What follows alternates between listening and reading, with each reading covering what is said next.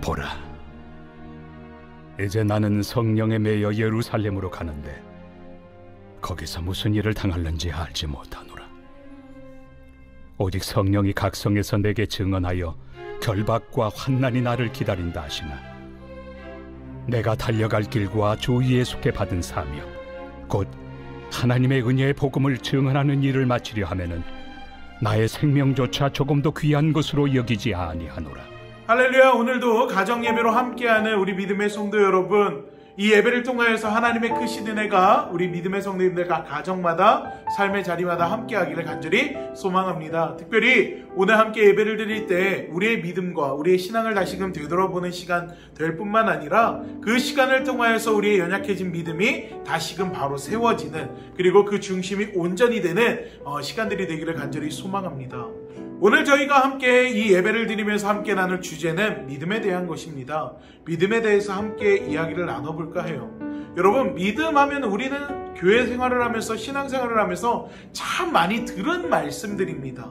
믿음은 이런 거야. 그리고 우리가 이런 선택을 해야 되고 이런 모습으로 살아가야 돼. 너무나도 잘 알고 있죠. 한마디로 하면 뭡니까? 우리가 하나님의 말씀대로, 예수님의 가르침대로 선택하고 살아가고 결단하는 것이 믿음이죠. 그런데 우리가 알고 있는 것과는 좀 다르게 실제 우리 생활 속에서 하나님의 말씀대로, 예수님의 가르침대로 무언가를 선택하고 결단한다는 것이 결코 쉽지 않은 것이 현실입니다. 예를 들어 볼까요? 여러분, 만약에 누가 예수님을 믿지 않는다면, 예수님을 부인한다면 우리에게 1억 천금을 주겠다라고 이야기를 한다고 한번 해봅시다. 여러분, 그 순간 우리가 선택할 건 뭐죠? 그 유혹을 뿌리치고 예수님을 선택하고 하나님을 바라보는 것이겠죠.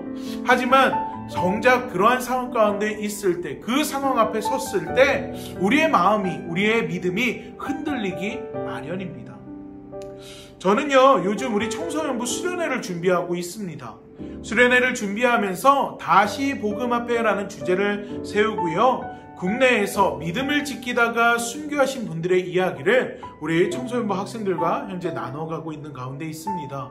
너무나도 안타깝게 우리 수련회 마지막 날 그 국내 선교지, 그러니까 순교하신 분들이 있는 그 사건의 현장을 우리가 다시 아이들과 함께 찾아가는 시간들을 좀 가질까 했는데, 이게 코로나 때문에, 이 방역 지침 때문에 사실상 불가능하게 된 것 같아요. 그래서 이번 주에 제가 강경에 가서 저희가 가고자 했던 곳을 미리 가서 탐방을 하고 또 사진을 찍고 촬영을 해서 돌아왔습니다. 그런데 그곳에서 66명의 사람들이, 66명의 믿음의 성도들이 순교한 자리를 바라보고 오는데 제 마음 가운데 굉장히 많은 생각들이 들더라고요. 여러분, 이 이야기 궁금하시죠? 간략하게 말씀드리면은, 강경에 가면 병천성결교회라는 교회가 있습니다. 이 교회는요, 6.25 때 이 북한군들이 우리나라에 기습적으로 침략을 하면서 우리가 정말로 며칠 안 되는 시간 내에 우리가 낙동강 이남까지 계속해서 밀려 내려가게 되지요. 이 강경이라는 곳도요, 그래서 북한군들이 와서 주둔을 하던 곳이었습니다. 그런데 이 북한군들이요, 이 교회를, 이 강경이라는 곳을 점령을 한 다음에 이곳에 있는 사람들에게 교회에 와서 예배를 드려도 된다, 우리 북한 공산당들을 위해서도 기도를 해달라라는 이야기들을 하고, 또 토지개혁에 대한 것들을 이야기하면서 이 마을 주민들의 마음에 환심을 사게 됩니다. 그때 당시에 공산당이 무엇인지 모르고 있던 마을 주민들은요, 이 공산당이 좋은 것인 줄 알고 그들을 위해 기도까지도 했다고 해요. 그런데 이게 굉장한 그들만의 계략이었습니다. 사실 이 공산당들은요, 공무원들, 경찰들, 그리고 믿는 믿음의 사람들을 그들만의 기준을 가지고요, 이들을 다 처형하고자 하는 그런 계획을 가지고 있었던 것입니다. 그런데 누가 믿는 사람인지 아닌지, 누가 경찰 공무원인지, 아니면 나를 위해 일하던 사람인지, 또 그 지역의 유지인지를 모르잖아요.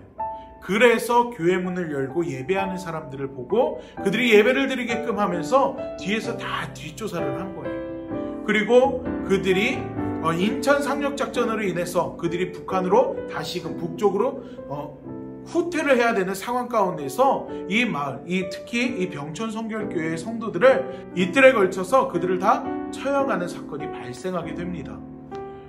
이때 당시에 처형당한 사람들이 66명이었고요. 여러분 놀라지 마세요. 66명 중에 31명이 어린 아이들이었다고 합니다. 어쨌거나 이들이요 이틀 동안 교회에 다니던 사람들을 다 잡아다가 그들을 고문하고 학대하고 때리면서 이 북한군들이 이 믿음의 성도들에게 요구한 것은 한 가지였어요. 예수님을 믿지 말아라. 예수님을 부인하라. 그러면 너희를 살려주겠다. 여러분 놀라운 사실은 무엇인지 아십니까? 이 66명의 성도들, 노인부터 어린 아이에 이르기까지 그 누구도 예수님을 부인하지 않았다라는 거예요. 오히려 매를 맞을 때마다 주님 내 영혼 받아 주시옵소서, 주님 내 영혼을 받아 주시옵소서, 그들이 생명을 잃는 그 순간까지도 주님 내 영혼을 받아 주시옵소서라고 이야기했다라는 것입니다. 그리고 그곳의 유일한 집사님이셨던 정수일 집사님이라는 분이요 공산군들을 향해서 이렇게 이야기합니다. 공산당은 이 전쟁에서 패전할 것이니 회개하고 예수를 믿으라. 만삭의 여인이었던 집사님이었습니다. 그런데 이 정수일 집사님은요 10살 아들을 품에 안은 채 죽은 상태로, 사망한 상태로, 순교한 상태로 발견하게 됩니다. 여러분 이들이요 총으로 이 마을 주민들을 쏜 것이 아닙니다. 죽창과 몽둥이를 가지고서 이들을 때리고 학대하고 협박하고 겁박하면서 예수님을 부인할 것을 이야기했다라는 거예요. 자신의 자녀가 죽을 것을 아는 그 상황, 내가 목숨을 잃을 것을 아는 그 상황, 여러분이 만약에 그 상황 가운데 있다면 여러분은 어떠한 선택을 하시겠습니까? 우리가 죽을 것을 알면서도 믿음을 선택한다는 것은요 굉장한 용기와 결단과 그리고 신앙의 모습이 필요합니다.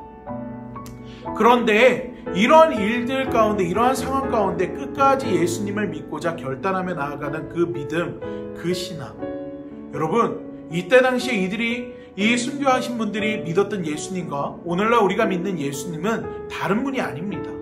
그분들이 가지고 있는 믿음과 우리가 가지고 있는 믿음도 다른 것이 아닙니다. 불과 몇십 년 전까지만 해도 우리도요 목숨을 걸어야지만 다른 사람들의 손가락질을 받을 것을 각오하고 결단해야지만 믿음 생활을 할 수 있던 시기들이 있었다라는 거예요. 그런데 우리는 어떻습니까? 너무나도 편안하게 신앙생활을 하고 너무나도 편안하게 믿음 생활을 하게 되다 보니까 이 예수님에 대한, 우리의 믿음에 대한 간절함들이 점점 사라지고 있는 것이 현실이라는 것입니다. 오늘 본문 말씀을 보면은요 사도 바울의 이야기가 나옵니다. 바울은 예루살렘으로 들어가 복음을 전하기로 결단을 하게 됩니다. 예루살렘은요 참으로 많은 고난과 그리고 생명의 위협이 있는 장소였어요. 예수님도 그곳에서 복음을 전하시다가 십자가에 달려 돌아가시게 되잖아요. 그리고 예수님이 돌아가신 이후에 정말로 예수님을 믿는 사람들을 박해하는 일들이 너무나도 많은 것이 그때 당시의 현실이었고, 그곳에 들어가서 예수님을 전한다는 것 자체가 자신의 생명을 걸지는 않고는 도저히 감당할 수 없는 일이었다는 것입니다. 그런데요, 사도 바울이 예루살렘으로 들어가고자 했을 때 그 길목에서 3번의 사건들이 일어나게 됩니다. 그 사건들은요, 바울에게 갈등과 그리고 고민을 만들어 주게 됩니다. 먼저 사도행전 20장 36절로 38절을 보면은요, 사도 바울은 자신이 받을 그 고난, 그 어려움을 알면서도 사람들에게 작별을 고하고 그 예루살렘으로 향하려고 합니다. 이때 에베소 교회 교인과 장로들이요, 이 바울이 보는 앞에서 무릎을 꿇고 기도를 하고 바울의 목을 안고 입을 맞추며 울고 있습니다. 바울은 그 순간 자신이 사랑하는 이 사람들을 떠난다라는 것이 어쩌면 너무나도 마음이 아팠을 것입니다. 왜요? 이제 예루살렘으로 들어가면 다시 이들을 볼 수 있을지 보지 못하게 될지 알 수 없는 상황이었기 때문입니다. 여러분, 두 번째로요, 사도행전 20장 4절 말씀을 보면은요, 제자들이 성령의 감동을 받아서 이 사도 바울을 붙들고 예루살렘에 들어가지 말 것을 이야기합니다. 여러분, 누구의 감동을 받았다고요? 성령의 감동을 받았다라는 거예요. 이 이야기를 들은 사도 바울 입장에서는요, 고민되기 시작합니다. 내가 과연 예루살렘으로 들어가려고 하는 것이 내가 원하는 내 뜻과 내 생각으로 결단한 것이냐, 아니면 정말 하나님이 원하시는 것이냐, 그걸 고민하게 되는 시간들을 보내게 된다는 거예요. 실제로 성경에 보면은요, 여러 날 동안 사도 바울이 어떠한 일을 했다라는 기록이 없습니다. 기록이 없다고 해서 사도 바울이 아무것도 안 했을까요? 아니라는 거예요. 사도 바울은요, 이것이 정말 하나님의 뜻인지 다시 한번 주님 앞에 기도하며 매달리고 있었다라는 것입니다. 그리고 그 기도의 결과 그는 예루살렘으로 들어갈 것을 결단하게 되었다라는 거예요. 여러분, 고민하는 그 시간 동안 여러 날을 고민하면서 사도 바울이 어떤 생각들이 들었을까요? 믿음과 신앙, 그리고 내 생각과 갈등, 인간적인 생각, 여러분, 이런 것들이 그 안에서 계속해서 싸우지 않았을까요? 하지만 사도 바울이 결단한 것은 무엇입니까? 그의 결정과 결단은 바로 예루살렘에 들어가서 예수님을 전하는 것이었다는 것입니다. 마지막으로요, 사도행전 21장 8절 말씀을 보면은요, 바울은 가이사의 집에 가게 됩니다. 그리고 그곳에서 아가보 선지자를 만나게 돼요. 그런데 이 아가보 선지자는요, 바울의 띠를 가져다가 자신의 손과 발을 묶고, 또 성령이 말씀하시되 예루살렘에서 유대인들이 바울을 이렇게 결박할 것이라고 이야기합니다.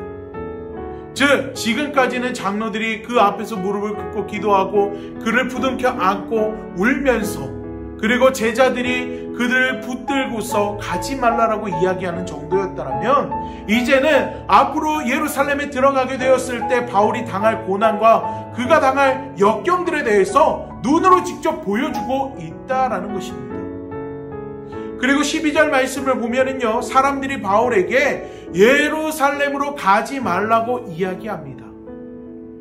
여러분, 바울은 이 세 번의 사건 속에서 고민하고 갈등했을 것입니다. 하지만 결국 예루살렘으로 들어가서 예수님을 전하고 복음을 전하게 되었다라는 것입니다. 하나님의 뜻에 순종하였다는 것이죠. 여러분, 예수님도 마찬가지입니다. 여러분, 예수님이 이 땅 가운데 오셔서 예수님은요, 당신이 십자가를 지시게 될 것을 미리 알고 계셨습니다. 예수님께서 그 십자가를 지시는 것을 그렇다면 너무나도 기뻐하시고 쉽게 생각하셨을까요? 아니요. 땀방울이 핏방울이 되도록 기도하시면서 아버지, 할 수만 있거든 이 잔을 내게서 옮겨주시옵소서 하고 기도했던 것이 예수님의 모습입니다. 예수님이 사랑하는 제자에게 배신을 당해서 달려가게 되시고, 예수님을 향해서 호산나를 외치며 예수님에게 다윗의 자손 예수여 우리를 구원하소서라고 외쳤던 사람들이 예수님을 향해서 십자가에 못 박아라, 자기 스스로 구원해봐라, 침뱉고 조롱하고 희롱하는 모습들, 그 모든 것들을, 그 모든 고난들을, 그 모든 역경들을 예수님께서 감내해 내셨다라는 것입니다. 예수님은요, 알고 계셨어요. 당신의 앞으로 어떤 일들을 당하실지. 하지만 예수님께서 왜 그 죽을 것을 아시면서도 예루살렘으로 들어가셔서 그곳에서 많은 사람들의 희롱과 조롱 속에서 십자가를 지시고 그 십자가의 고난을 당하셨습니까? 예수님은 그 십자가의 고통과 고난이 가지고 있는 의미를 알고 계셨기 때문이라는 거예요. 피할 수 있었습니다. 피하고 싶은 마음도 있었을 것입니다. 하지만 예수님은 그 피하고자 하는 마음, 그 생각을 쫓아간 것이 아니라 아버지여 아버지의 뜻대로 행하여 주시옵소서라는 그 기도 제목처럼, 기도의 내용처럼 예수님은 그 십자가의 고난 가운데 동참하시고 그 십자가의 고난에 직접 예수님께서 달려 돌아가시면서 우리의 모든 죄값을 대신 치러주신 줄로 믿습니다. 사랑하는 믿음의 성도 여러분, 우리도 마찬가지입니다. 여러분, 만약에 여러분 앞에 공산군이 죽창을 들고 몽둥이를 들고 총을 들고 겨누고 이야기합니다. 네가 만약에 예수님을 거부하고 예수님을 믿지 않겠다라고 이야기하면 내가 널 살려줄게. 여러분 그 순간에 여러분 무슨 대답을 하시겠습니까? 너무 어렵죠. 너무 어려운 문제입니다. 마찬가지예요. 여러분 우리가 삶을 살아가면서 우리에게 너무나도 중요한 것들이 참 많이 있습니다. 그런데 그 중요한 것들의 1순위가 여러분에게 있어서 무엇입니까? 여러분 그것이 무엇이 됐든 예수님보다 더 귀하고 소중하다고 느껴지지 않기를 간절히 소망합니다. 여러분 우리의 믿음은요 우리의 삶 속에서 드러나야 합니다. 우리의 믿음은요 우리의 삶을 통해서 그 빛을 발해야 될 줄로 믿습니다. 불과 몇십 년 전에 목숨을 걸고 신앙생활을 하던 우리 믿음의 선조들과 현재 우리가 믿고 있는 예수님은요 다른 분이 아닙니다. 우리 선조들이 가졌던 믿음과 우리의 믿음이요 다른 것이 아닙니다. 우리는요 지금도 이 세상 가운데서 예수님을 믿는 한 사람으로서 빛을 발하고 예수님의 향기를 날리고 우리의 삶을 통해서 많은 주변에 있는 사람들이 하나님께 영광 올려드리는 삶을 살아가도록 해야 하는 믿음의 사람임을 기억하시기 바랍니다. 하나님은 우리가 자신의 말씀 안에서 항상 고민하고 갈등하다가 하나님의 말씀을 선택하기를 간절히 원하고 계십니다. 즉 우리가 살아가면서 끊임없이 고민하고 또 선택할 때 그 선택의 끝에는 늘 우리 하나님이 우리 예수님이 있어야 한다는 것입니다. 물론 이게 너무나도 어려운 일이에요. 그러나 여러분 걱정하지 마세요. 우리 안에 있는 성령님께서 그 모든 일들이 가능케 하여 주십니다. 이것을 믿으며 나아갈 수 있는 우리 믿음의 성도님들 되시기를 간절히 소망합니다. 여러분의 한 주간의 삶 속에서 우리 삶 속에서 예수님의 이름을 하나님의 이름을 높여드릴 수 있는 믿음의 그리스도인의 삶을 살아가기를 원합니다. 믿음으로 결단하고 또한 믿음으로 선택하고 믿음의 걸음을 내디뎌야 하는 그 순간 우리 믿음의 성도 여러분 고민하지 않고 주님 말씀 따라 살아갈 수 있기를 간절히 축원합니다. 우리 기도하겠습니다. 사랑의 하나님, 우리가 이 땅을 살아갈 때 수많은 것들을 바라보며 살아갑니다. 하지만 그 바라보는 것들이 정답이 될 수 없고 또 의지하는 것들이 정답이 될 수 없음을 우리가 깨닫게 하여 주시옵소서. 우리 인생에 있어서 정말 중요하고 정말 우리 인생에 있어서 우리가 선택할 수 있는 그리고 우리의 선택의 기준이 될 수 있는 것이 바로 하나님의 말씀이고 우리와 함께 하시는 성령님께서 그것이 늘 기억나게 하시며 우리가 믿음으로 결단하는 믿음으로 승리할 수 있는 삶을 살아가게 하여 주심을 믿습니다. 하나님, 우리 믿음의 성도들 코로나 바이러스로 인해서 힘들고 어려운 상황 가운데 놓여 있지만 그 힘들고 어려운 상황 가운데에서 우리의 믿음이 해이해지고 하나님 코로나가 핑계의 이유가 되어서 하나님께 나아가지 못하는 삶을 살아가는 것이 아니라 오히려 아버지 주님 말씀을 따라 이럴수록 더욱더 주님 말씀 따라 살아가고자 결단하고 하나님 말씀을 붙들고 믿음으로 승리할 수 있는 우리 믿음의 성도님들 될 수 있도록 하나님 도와주시옵소서. 오늘 예배를 드렸습니다. 하나님, 오늘 예배 가운데 나는 아버지 이 말씀들이 우리 마음 가운데 깊이 새겨지게 하여 주시고 사도 바울과 같이 모든 환경 속에서 고민하고 결단할 수 있지만 그 고민과 결단의 순간 가운데 하나님 앞에 기도할 수 있는 저희들이 되게 하여 주시고 기도할 때 하나님의 놀라운 은혜를 통하여서 그 모든 상황 가운데 가장 지혜로운 선택을 할 수 있는 지혜를 얻고 또한 믿음으로 결단할 수 있는 시간들이 될 수 있도록 하나님 함께하여 주시옵소서. 우리 인생 가운데 우리 삶 가운데 놀라운 일들을 행하실 예수 그리스도의 이름으로 기도하옵나이다. 아멘.